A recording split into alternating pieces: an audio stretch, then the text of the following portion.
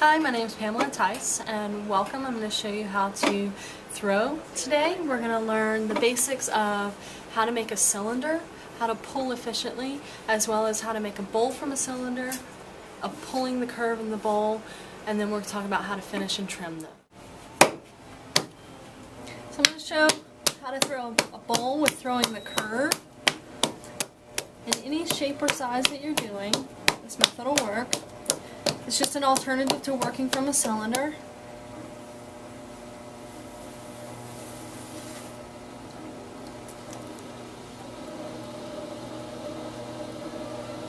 Again, it's important to set your base on the width of the bowl that you want.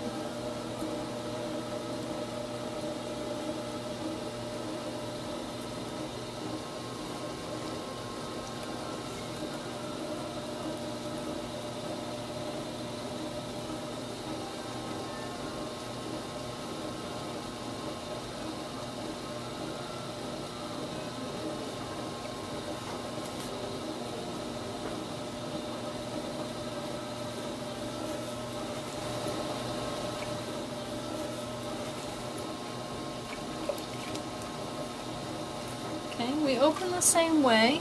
I'm going to check my depth on the floor.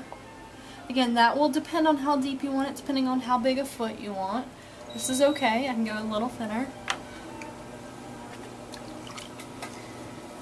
As I pull over, I'm going to pull over and up, just like we did with the last one.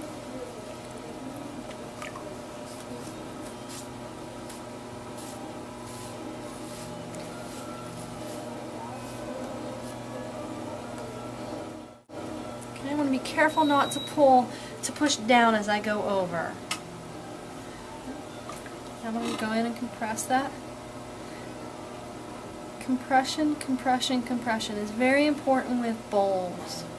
Well, with anything we do, but especially bowls. Compression is aligning those particles. Now, instead of pulling straight up into a cylinder, I'm going to do what we naturally want to do, which is kind of pull towards our body, but I'm not going to yank and pull it over. I'm going to pull just over and up. Just let it do its thing naturally. And this is still bear claw method.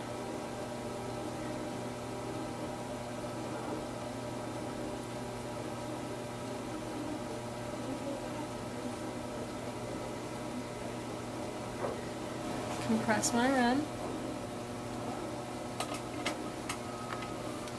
You can see from this angle that curve is already starting to happen, and you can't tell it on the outside yet. But I can see that my walls are thick, especially down here, so I want to pull that clay up into it. Now, if you change your hand position, you can change the curve. What I mean is, when we're pulling cylinders, we pull that outside hand slightly lower than that inside hand. That's what gives us that bump, that crest. What we can do is we can start off that way, and then we can switch it, and that'll create a different curve. You don't have to, it's just a way, it's a little more advanced way, but it allows you to work on that curve as you're pulling.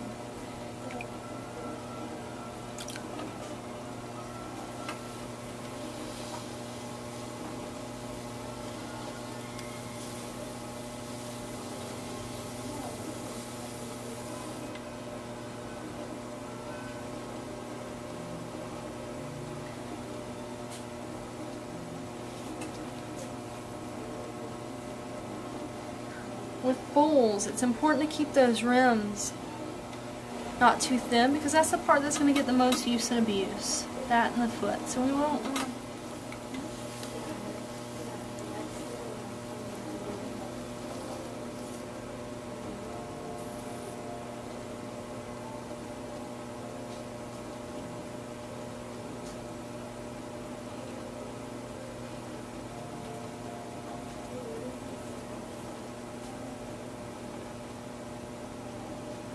Again, it's still a little slightly thicker through here. That just gives me the support that I need to hold these walls up.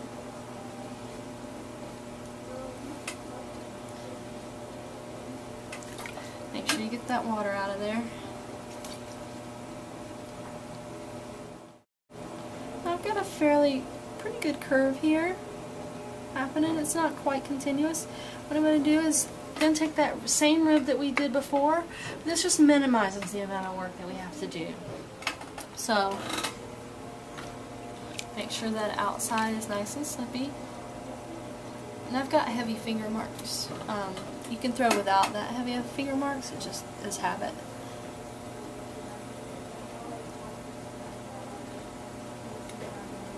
This will help get rid of those too. Again, make sure that you don't pull beyond your base. It will sag every time. You want nice strong pots.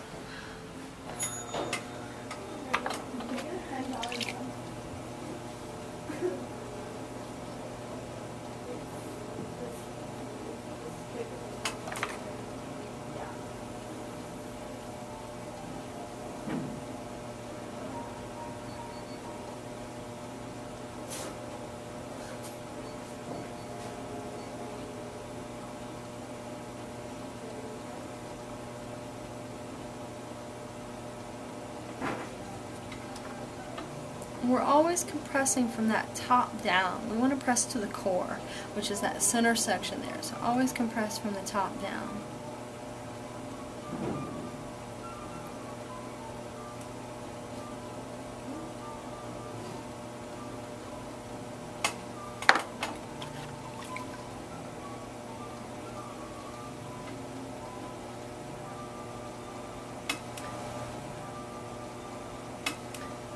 I'm going to clean up the outside, if I can find my rib.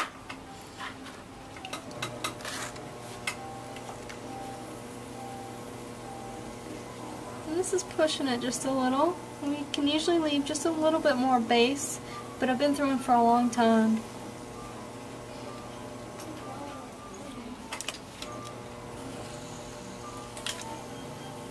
Since I'm not going to trim these walls, I want to go ahead and clean them up pretty good now.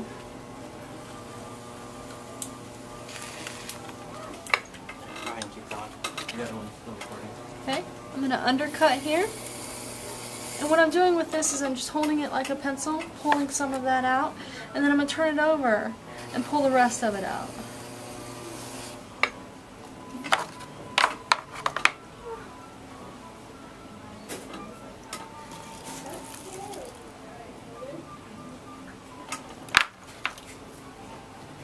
Okay.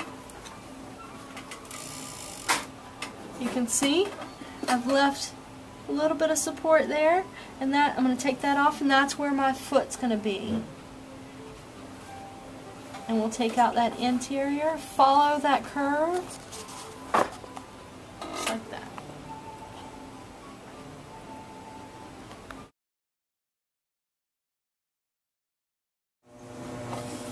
For this scale, I don't need to throw in a bat. If my clay is really wet, then I'll just leave it on there, but I'll take it off a little bit later. As soon as I can move it and it stays, I'll move it.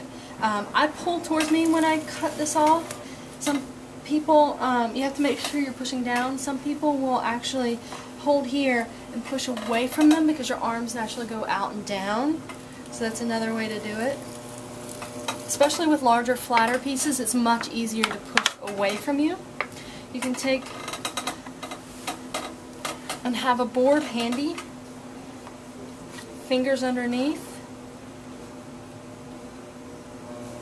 slightly twist the wheel and put it on a board. So that's how you get those off the wheel head.